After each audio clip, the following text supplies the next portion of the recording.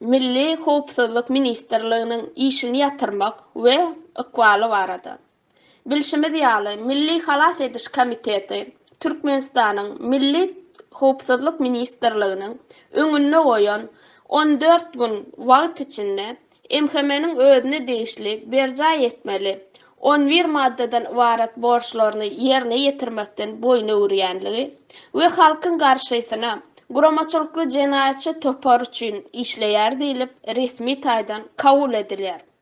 Sözde MHM diýilen gurama Türkmen jemgyýetine we döwletine ägirt uly ziýanly bolanlygy sebäpli ilkinji nowatda döwlet gaznasyndan MHM-niň maliýeleşdirilmegi ýatyrylmaly we bu guramalaryň bikanun hasap edilip guramaçylykly jenaýatçy toparynyň bir bölegi diýilip kabul edilýär.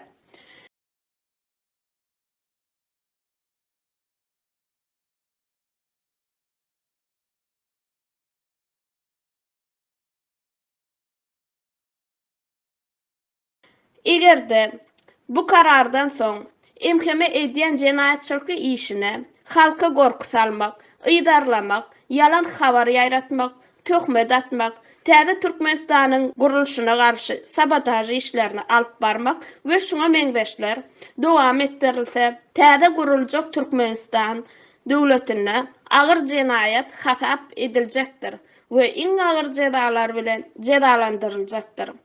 Egerde bu karardan soň jenaýatçy MHM guramasy maliýeleşdirilmege dowam edilse, onda ol maliýeleşdirilen idaralar we wezipeleri hem jenaýatda, hyzmatdaşlykda günäkärlenip, iň agyr jezalar bilen jezalandyryljakdyr. Bikanun görnüşde, bikanun iş alyp baran MHM wekillerini, şulçylaryny we maddi tarapdan gollaw berýänleri Süleýmanyň depderi belli galar. Bu karar Milli Halas ediş komitetiniň adyndan iýulyň 10-y 2021-nji ýylda güýje girýär.